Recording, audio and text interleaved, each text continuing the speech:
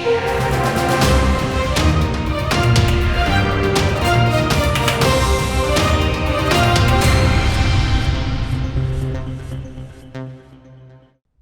आप देख रहे हैं बिग न्यूज बिग शो। मैं हूं आपके साथ मुकेश राजपूत।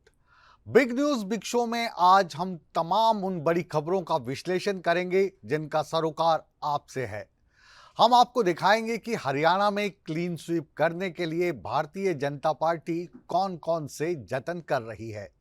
हम आपको ये भी दिखाएंगे कि लोकसभा चुनाव के लिए पार्टियां कौन कौन से वायदे कर रही हैं, और साथ ही साथ हम बात आम आदमी पार्टी की करेंगे और आपको बताएंगे कि अरविंद केजरीवाल की मंत्री क्यों मुश्किलात में फंसती नजर आ रही है। हम आपको हिमाचल में जो कांग्रेस के बागी नेता थे, विधायक थे, जो अब भाजपा का दामन थाम चुके हैं, क्यों मुख्यमंत्री सुखविंदर सिंह सुक्खू पर मानहानि का दावा करने जा रहे हैं। इसके अलावा बात यमुनानगर की उन महिलाओं की करेंगे जो गई तो मिट्टी लाने को थी, लेकिन उनको मिली मौत। इन तमाम खबरों को हम विस्तार से बताएंगे, लेकिन सबसे पहले आइए बात करते हैं प्रधानमंत्री नरेंद्र मोदी के राजस्थान दौरे की। देश में लोकसभा चुनाव बिल्कुल करीब हैं और प्रचार प्रसार जोरों पर है, या यूं कहिए चरम पर है। भारतीय जनता पार्टी की ओर से इसकी कमान प्रधानमंत्री नरेंद्र मोदी ने संभाल रखी है।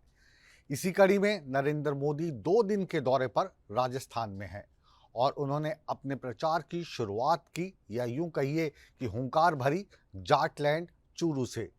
नरेंद्र मोदी ने राम मंदिर से लेकर 3 तलाक की जो उनकी उपलब्धियां थी वो गिनवाई, और साथ ही साथ कांग्रेस पर हमला बोला और कहा कि राम मंदिर को लेकर कांग्रेस ने एक एडवाइजरी जारी की थी और अपने लोगों को मुंह बंद रखने के लिए कहा था। साथ ही साथ प्रधानमंत्री ने कांग्रेस राज की याद दिलाई और बताया कि 10 साल पहले देश के हालात बिल्कुल खस्ता थे और कांग्रेस बड़े बड़े घोटालों में फंसी हुई थी। लूट की वजह से अर्थव्यवस्था चरमरा चुकी थी और करोड़ों गरीबों के सिर पर छत तक नहीं थी। और क्या कहा प्रधानमंत्री ने, देखिए हमारी इस बिग न्यूज बिग शो की पहली बिग रिपोर्ट में।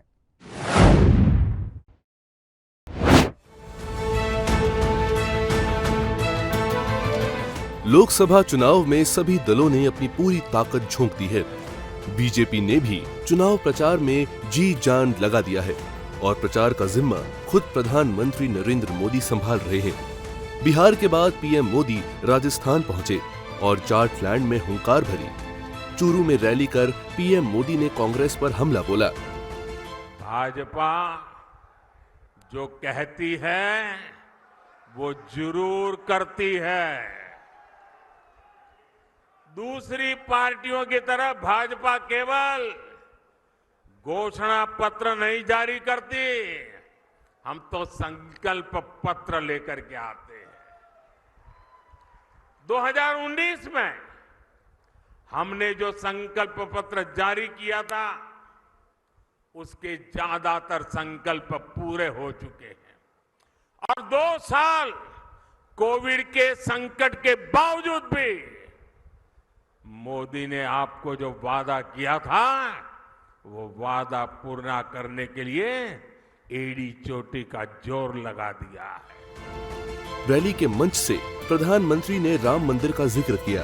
पीएम मोदी ने कहा कि कांग्रेस ने राम मंदिर को लेकर एडवाइजरी जारी की थी और अपने लोगों को ना बोलने को कहा था। कांग्रेस को डर था कि अगर राम का नाम लिया तो राम राम हो जाएगा। पूरा देश प्राण प्रतिष्ठा का उत्सव मना रहा था, लेकिन कांग्रेस पार्टी खुलेआम हमारी आस्था का अपमान कर रही थी। साथियों, देश ने कांग्रेस के पापों की हमेशा कीमत चुकाई है। और अभी तो एक मुझे पत्रकार बता रहे थे कि कांग्रेस पार्टी ने एक एडवाइजरी निकाली है, और एडवाइजरी भी इतनी डरे डरे निकाली है। उन्होंने कांग्रेस की सभी इकाइयों को कहा है कि अयोध्या राम मंदिर की चर्चा अगर निकल पड़े तो मुंह पे ताला लगा देना, कुछ बोलना ही मत। उनको लगने लगा है कि अगर राम का नाम लिया तो पता नहीं कब राम राम हो जाए। कांग्रेस पर करारा वार करते हुए प्रधानमंत्री ने कहा कि 10 साल पहले कांग्रेस के बड़े बड़े घोटालों ने देश की अर्थव्यवस्था बिगाड़ दी थी। कांग्रेस के बड़े बड़े घोटालों और लूट के कारण अर्थव्यवस्था चरमरा गई थी। दुनिया में भारत की साख गिरती जा रही थी। आजादी के इतने दशक बाद भी देश के लोग जीवन की छोटी छोटी जरूरतों के लिए जूझ रहे थे। नरेंद्र मोदी ने कहा कि उनकी सरकार ने हर मुस्लिम परिवार की रक्षा की है। पहले मुस्लिम परिवार का हर पिता सोचता था कि बेटी की शादी तो कर दी, लेकिन अगर 2-3 बच्चे होने के बाद अगर 3 तलाक करके भेज दिया गया तो वो बेटी को कैसे संभालेंगे। लेकिन इस सरकार ने 3 तलाक पर कानून लाकर इस कुप्रथा को ही खत्म कर दिया। वहीं बीजेपी के कामकाज का जिक्र करते हुए पीएम मोदी ने कहा कि अब तक हुआ काम तो सिर्फ ट्रेलर मात्र है। जो मोदी ने किया है वो तो एपेटाइजर है, अभी तो खाने की पूरी थाली आनी बाकी है। ब्यूरो रिपोर्ट, सूर्या समाचार। और अब राजस्थान के बाद बात करते हैं हरियाणा की। हरियाणा में भी लोकसभा चुनावों को लेकर चुनावी घमासान लगातार सुर्खियों में है। भारतीय जनता पार्टी 10 की 10 सीटें जीतने के लिए एड़ी चोटी का जोर लगा रखी है। इसी संदर्भ में आज हम बात करते हैं पूर्व मुख्यमंत्री मनोहर लाल खट्टर की, जो आज हिसार लोकसभा क्षेत्र में रहे। उन्होंने वरिष्ठ नेताओं के साथ बैठक की और चुनावों को लेकर लंबी चर्चा की और कार्यकर्ताओं को चुनाव में हिस्सा लेने के लिए, चुनाव जीतने के लिए, चुनाव की रणनीति बनाने के लिए गुरु मंत्र दिए। वहीं दूसरी तरफ मुख्यमंत्री नायब सिंह सैनी ने सिरसा लोकसभा क्षेत्र के रतिया विधानसभा क्षेत्र में रैली की। उन्होंने भारतीय जनता पार्टी के उम्मीदवार अशोक तंवर के लिए वोट मांगे और कांग्रेस पर कई हमले भी बोले।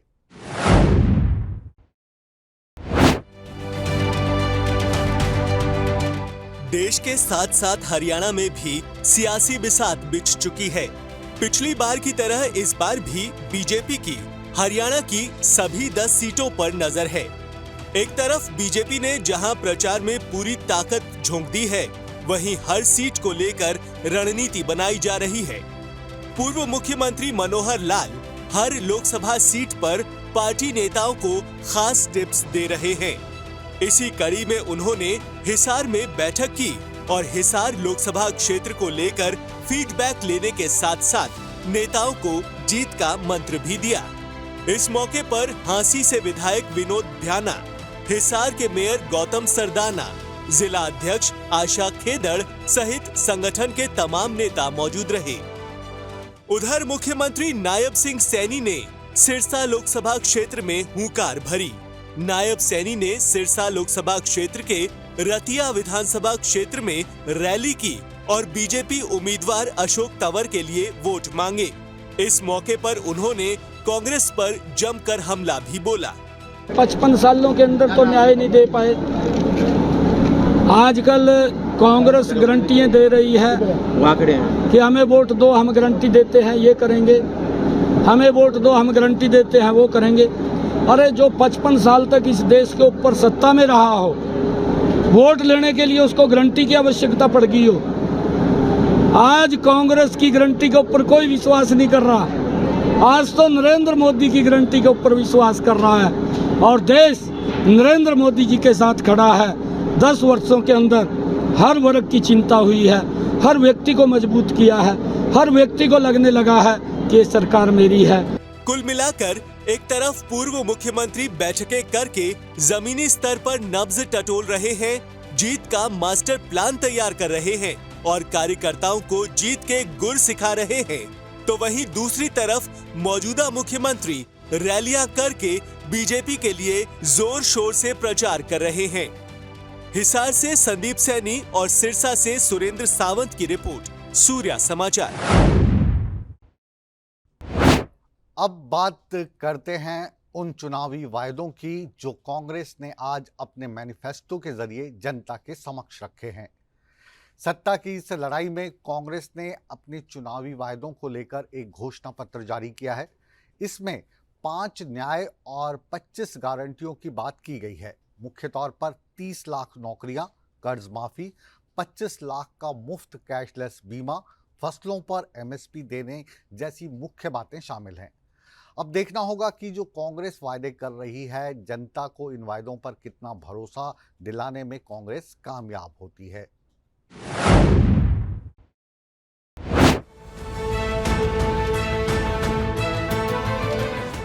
सत्ता की सबसे बड़ी लड़ाई का रण छिड़ा है। लोकसभा चुनाव 2024 के पहले और दूसरे चरण के तहत नामांकन प्रक्रिया पूरी हो चुकी है। चुनावी शोर में वादों और दावों का दौर जारी है। इस बीच कांग्रेस ने अपने वादों का पिटारा खोल दिया है। कांग्रेस ने लोकसभा चुनाव के लिए अपना घोषणा पत्र जारी कर दिया। कांग्रेस ने इसे न्याय पत्र 2024 नाम दिया है। पार्टी के राष्ट्रीय अध्यक्ष मल्लिकार्जुन खड़गे, सोनिया गांधी और राहुल गांधी ने पार्टी दफ्तर से इसे जारी किया। इस घोषणा पत्र में युवा, किसान, महिला, बुजुर्ग, कारोबारी और अन्य दूसरे वर्गों पर भी फोकस किया गया है। हिस्सेदारी न्याय के तहत जातिगत जनगणना कराना, आरक्षण की 50% की सीमा खत्म करना, सामाजिक न्याय, अल्पसंख्यक, स्वास्थ्य को लेकर भी कांग्रेस ने बड़ी गारंटी दी है। पार्टी ने लोगों का 25 लाख रुपए का फ्री स्वास्थ्य बीमा करने की बात कही है। युवा न्याय के तहत युवाओं के लिए रोजगार, 30 लाख सरकारी नौकरियां देने की गारंटी और प्रशिक्षुता कार्यक्रम के तहत 1 लाख रुपए देने की गारंटी दी गई है। नारी न्याय में महालक्ष्मी गारंटी के तहत गरीब परिवारों की महिलाओं को 1-1 लाख रुपए प्रतिवर्ष देने की कांग्रेस ने गारंटी दी है। किसान न्याय के तहत न्यूनतम समर्थन मूल्य यानी एमएसपी को कानूनी दर्जा देने का वादा किया है। किसानों की कर्ज माफी के लिए आयोग का गठन होगा।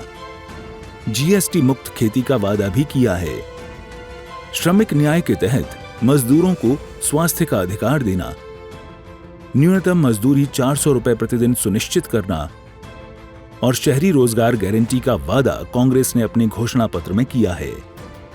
कांग्रेस के घोषणा पत्र पर पार्टी अध्यक्ष मल्लिकार्जुन खड़गे ने कहा कि पार्टी का ये घोषणा पत्र देश के राजनीतिक इतिहास में न्याय के दस्तावेज के रूप में याद किया जाएगा। राहुल गांधी के नेतृत्व में चलाई गई भारत जोड़ो न्याय यात्रा इसी पर केंद्रित थी। ऐसा है, चंदा दो धंधा लो, चंदा दो धंधा लो, कॉन्ट्रैक्ट लो, पैसे दो। तो उन्होंने काम किया और वो कहते हैं कि भ्रष्टाचार मिटाऊंगा। अरे भाई, 25 लोग हमारे बड़े बड़े नेताओं को आपने लिया और 25 नेताओं में 2 को तो एक पूरा एक्सोनरेट किया और 23 लोगों को फिर उनको भी एक्सोनरेट किया। अरे शाह साहब के वॉशिंग मशीन में इतने लोग जो भी जा रहे हैं क्लीन होके आ रहे हैं और भ्रष्ट लोग तुम्हारे साथ हैं, बदनाम हमको कर रहे हैं। मेरे पास तो नहीं है ना, मेरे पास जब तक थे तो आपने बोला वो भ्रष्ट है, फिर आप वो क्लीन कैसा हो गए, प्रामाणिक कैसा हो गए, ठीक कैसा हो गए? तो ये खुद ही इधर डराते हैं, उधर सब चोरों को लेते हैं। लोकतंत्र पर आक्रमण कर रहे हैं, इंस्टीट्यूशंस को कैप्चर कर रहे हैं और दूसरी तरफ इंडिया अलायंस जो कॉन्स्टिट्यूशन की रक्षा करता है, लोकतंत्र की रक्षा करता है। तो ये चुनाव इन दोनों फोर्सेस के बीच में है। काबिले गौर है कि घोषणा पत्र जारी होने के पहले कांग्रेस ने घर घर गारंटी अभियान की शुरुआत की थी। इस अभियान के तहत कांग्रेस कार्यकर्ता अगले कुछ हफ्तों तक पूरे भारत में 8 करोड़ परिवारों को ये गारंटी कार्ड बांटेंगे, जिन्हें 14 अलग अलग भाषाओं में छापा गया है। हर गारंटी कार्ड में मल्लिकार्जुन खड़गे और राहुल गांधी की ओर से घोषित किए गए 5 न्याय और 25 गारंटी की जानकारी दी गई है। अब चुनावी मौसम में हर पार्टी मतदाताओं को लुभाने के वादे तो तमाम कर रही है, लेकिन जनता किसके वादों पर एतबार करेगी, ये 4 जून को ही साफ हो पाएगा। सूर्या समाचार के लिए दिल्ली से विनय सिंह की रिपोर्ट।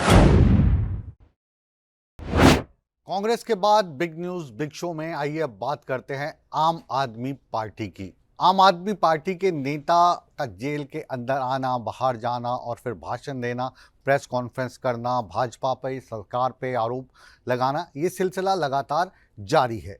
जेल से छूटने के बाद संजय सिंह ने आरोपों का एक पूरा आरोप पत्र प्रेस के सामने रखा। शराब घोटाले में बताया कि इसके लिए आम आदमी पार्टी नहीं बल्कि भारतीय जनता पार्टी जिम्मेदार है। वहीं पर दूसरे बड़े नेता आम आदमी पार्टी के मनीष सिसोदिया, जो आजकल जेल में हैं, वो वहां से चिट्ठी लिख रहे हैं और उस चिट्ठी में वो अपने नेता अरविंद केजरीवाल की तारीफ में कसीदे पढ़ते नजर आ रहे हैं। वहीं अगर उनकी दूसरी बड़ी नेता की बात करें, आतिशी की, तो उनकी मुश्किलात कुछ बढ़ती जा रही हैं। आतिशी ने अपने सोशल मीडिया अकाउंट से लिखा था कि भारतीय जनता पार्टी ज्वाइन करने के लिए उन पर लगातार दबाव बनाया जा रहा है और उनके एक बहुत ही करीबी के ज़रिए उन तक ये संदेश पहुंचाया गया है, आप या तो भारतीय जनता पार्टी ज्वाइन कर लें और अपना राजनीतिक जो भविष्य है उसको बचा लें, या फिर आप देख लें। अब इस आरोप को लेकर चुनाव आयोग से भारतीय जनता पार्टी ने शिकायत की और चुनाव आयोग ने अब उनको नोटिस जारी किया है। कुल मिलाकर आप ये कह सकते हैं कि अभी आम आदमी पार्टी एक मुश्किल से निकलती है तो दूसरी उसके दरवाजे पर खड़ी नजर आती है। आज क्या घटनाक्रम रहा आम आदमी पार्टी को लेकर, ये देखते हैं हमारी इस खास रिपोर्ट में।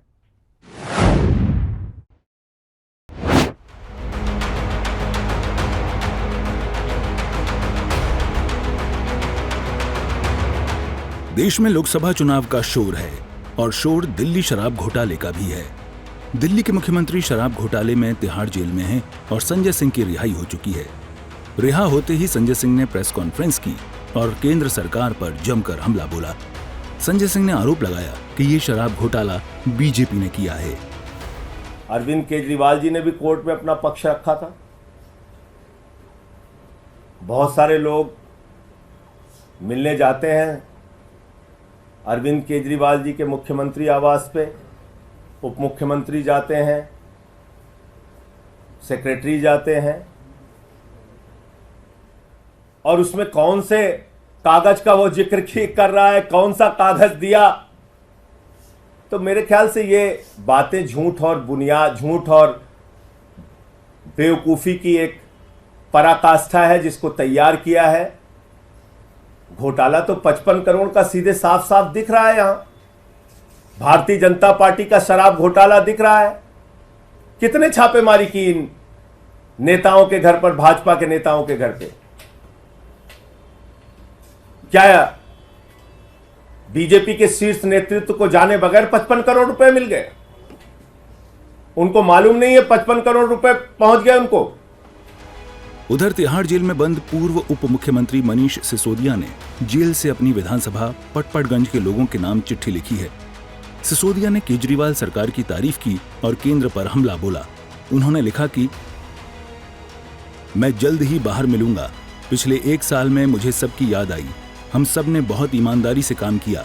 जिस तरह से आजादी के वक्त सबने लड़ाई लड़ी, वैसे ही हम अच्छी शिक्षा और स्कूल के लिए संघर्ष कर रहे हैं। अंग्रेजों को भी अपनी सत्ता का बहुत अधिक घमंड था। अंग्रेजों ने भी झूठे आरोपों में लोगों को जेल में डाला था। अंग्रेजों ने कई वर्षों तक गांधी और नेल्सन मंडेला को जेल में रखा था। अंग्रेजों की तानाशाही के बाद भी आजादी का सपना साकार हुआ। सिसोदिया की ये चिट्ठी ऐसे वक्त आई है जब शराब घोटाले मामले में आरोपी संजय सिंह को अदालत ने जमानत दी है और वो जेल से बाहर आ गए और मनीष सिसोदिया की जमानत याचिका पर शनिवार को सुनवाई होनी है। इन सब के बीच केजरीवाल सरकार की एक और मंत्री आतिशी मारलेना की मुसीबत बढ़ती जा रही है। चुनाव आयोग ने आतिशी को नोटिस जारी कर जवाब मांगा है। दरअसल हाल ही में आतिशी ने आरोप लगाया था कि उनके करीबी व्यक्ति के जरिए उन्हें बीजेपी ज्वाइन करने का ऑफर दिया गया था और बीजेपी ज्वाइन न करने की सूरत में उन्हें गिरफ्तार करने की धमकी दी गई थी। केंद्रीय मंत्री हरदीप सिंह पुरी ने इसकी शिकायत इलेक्शन कमीशन को दी थी और अब इलेक्शन कमीशन ने आतिशी को मानहानि का नोटिस दिया है। शनिवार शाम 6 बजे तक आतिशी को नोटिस का जवाब देने का समय दिया गया है। कुल मिलाकर दिल्ली में सियासी उठापटक अपने चरम पर है। आप और बीजेपी में वार पलटवार का दौर जारी है। सूर्या समाचार के लिए दिल्ली से विनय सिंह की रिपोर्ट। मौसम के लिहाज से ठंडे कहे जाने वाले हिमाचल प्रदेश में जो सियासी पारा है वो लगातार बढ़ता जा रहा है। अब अगर ताज़ा घटनाक्रम की बात करें तो उन 6 विधायकों की हम बात करेंगे जिन्होंने राज्यसभा में क्रॉस वोटिंग की थी। उसके बाद उनकी सदस्यता खत्म कर दी गई और उन्होंने भारतीय जनता पार्टी का दामन थाम लिया। इसके अलावा 3 निर्दलीय विधायक हैं जो भी इनके साथ खड़े दिखाई दे रहे हैं। लेकिन आज जो खबर हिमाचल प्रदेश से है वो इससे थोड़ी अलग है। ये जो 6 भारतीय जनता पार्टी के साथ आए हैं कांग्रेस के विधायक और 3 निर्दलीय विधायक, इन्होंने मुख्यमंत्री सुखविंदर सिंह सुक्खू पर मानहानि का केस करने का जो प्रकरण है वो शुरू कर दिया है। क्यों? क्योंकि सुखविंदर सिंह सुक्खू ने अपने सोशल मीडिया हैंडल के माध्यम से इन पर आरोप लगाया था कि ये जो विधायक हैं, 6 कांग्रेस के विधायक और 3 जो निर्दलीय सरकार के खिलाफ खड़े दिखाई दे रहे हैं, इनको भारतीय जनता पार्टी से 15-15 करोड़ रुपए मिले हैं। अब ये जो आरोप था, इस आरोप को बहुत ही गंभीरता से इन 6 विधायकों ने लिया है और 3 निर्दलीय विधायक भी इनके साथ हैं। और इनमें से एक नेता सुधीर शर्मा ने तो सुखविंदर सिंह सुक्खू को मानहानि का नोटिस भिजवा दिया है और बाकी मानहानि का नोटिस भिजवाने के प्रोसेस में है। क्या है पूरी खबर, देखिए हमारी इस खास रिपोर्ट में।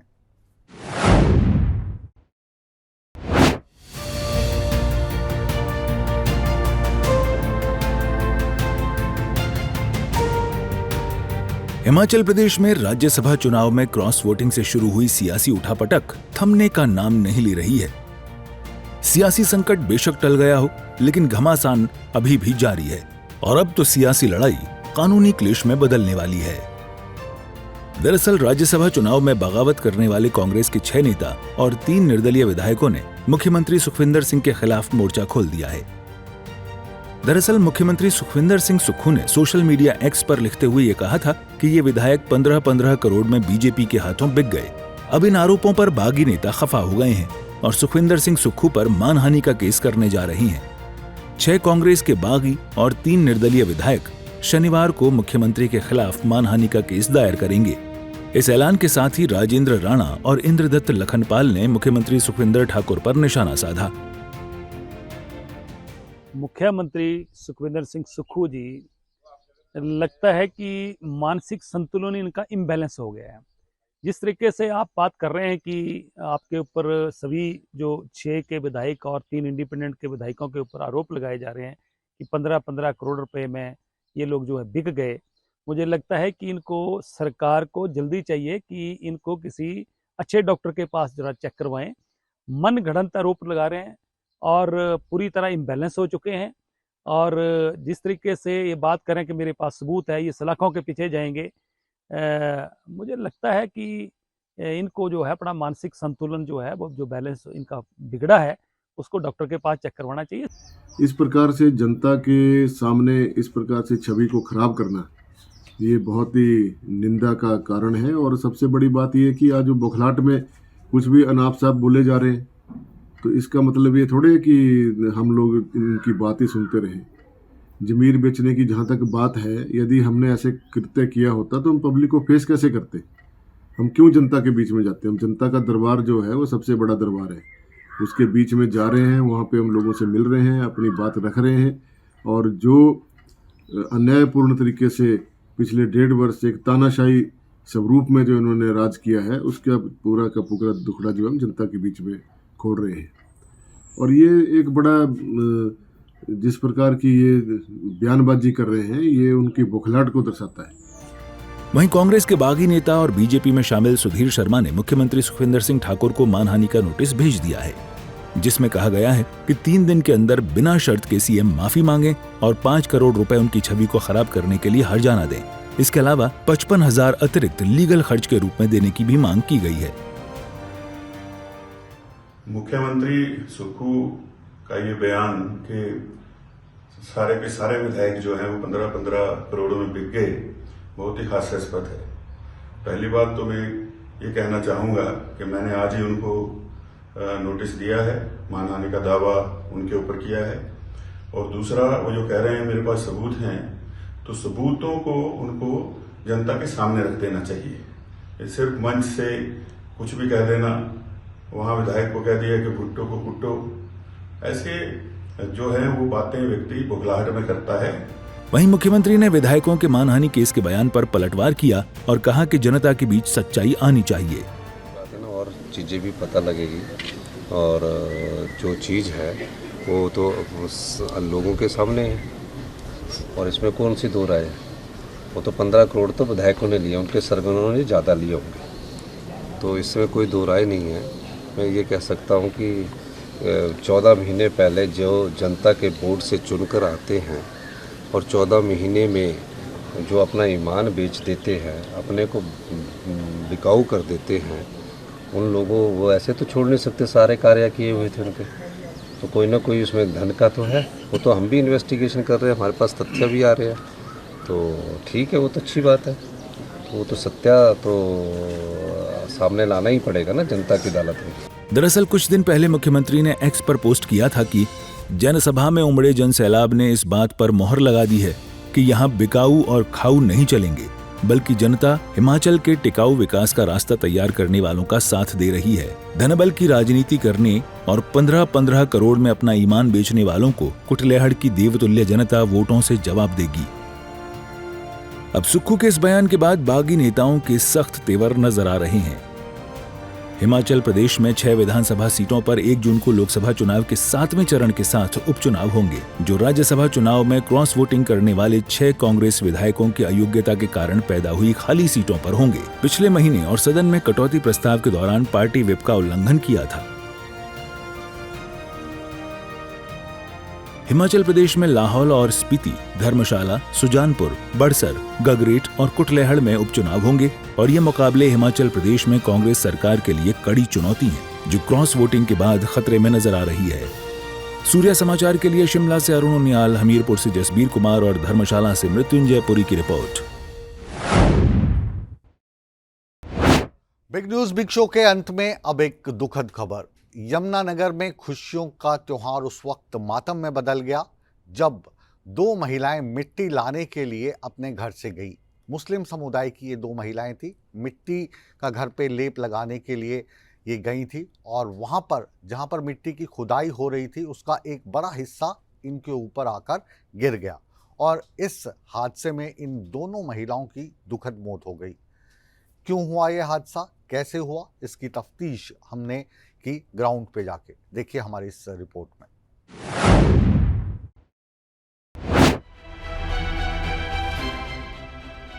यमुनानगर में साढौरा के गांव रतौली में बड़ा हादसा हो गया और देखते ही देखते खुशियों का त्योहार मातम में बदल गया।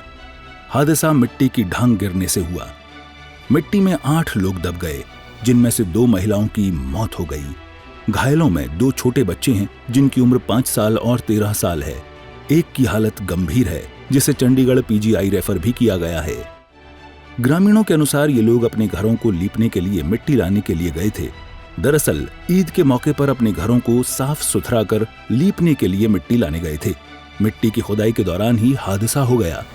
सभी लोग एक साथ मिट्टी की खुदाई कर मिट्टी जमा कर रहे थे, तभी एक बड़ा मिट्टी का ढेर इन सब के ऊपर गिर गया। शोर होने पर स्थानीय लोग मौके पर पहुंचे और लोगों को बचाने का काम शुरू किया। यहाँ पे 8-9 औरतें और 2-3 लड़के जो है बच्चे, वो मिट्टी खुदाई कर रहे थे। ऊपर से डांग गिरने के कारण, जिसमें पहले ही तेड़ आ चुकी थी, वो डांग गिरने के कारण उन दब गई थी। उनमें से 7 औरतें दबने के कारण उनको जो है फिर निकाला गया। निकालने के बाद कई जख्मी भी हैं और कई ठीक भी हैं। घर जी बेचारी में हम भी यहाँ घास काट रहे थे खेत में जी, और यहाँ गाँव खोदने लगी, ऊपर से डांग में पानी तेड़ा रही थी, बुग्गी भी लिया, ऊपर से डांग गिर गई थी एकदम। अच्छा, वो एक लड़की थी यहाँ बाहर रहेगी, उसने चिंगाड़ा मारी, हम खेत माँ से भाग गए जी। अच्छा, तो आनका हमने हथा डलेटा का फिर गोमा लान करा, फोन करा तो गोमा लान करवाया जी। फिर गाँव चढ़ गया, यहाँ गाँव ने फिर सारी किरड़ी मिट्टी काट दी। हादसे की खबर मिलते ही प्रशासनिक अधिकारी मौके पर पहुंचे और जायजा लिया। ये रतौली गांव पड़ता है सडोरा थाना के अंदर।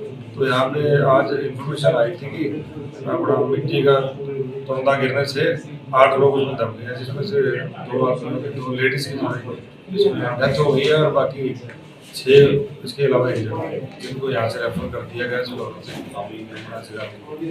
ये इनके बताया जा रहा है जो ईद का त्यौहार चल रहा है तो ये अपने घरों की साफ सफाई के लिए मिट्टी लेने के लिए गए हुए थे लेडीज और बच्चे, तो वो अचानक नीचे से मिट्टी ज्यादा निकाल ली गई जिसके कारण ऊपर से मिट्टी नीचे सर। बता दें कि जिस क्षेत्र से ये घटना सामने आई है उस क्षेत्र में ऊंचे नीचे खेत हैं। खेतों में कई फुट ऊंचे टीले हैं जिनमें से ये लोग खुदाई कर रहे थे। फिलहाल इस हादसे के बाद मृतकों का पोस्टमार्टम करवाया जा रहा है और घायलों का अस्पताल में इलाज चल रहा है। सूर्य समाचार के लिए यमुनानगर से सुनील कुमार की रिपोर्ट।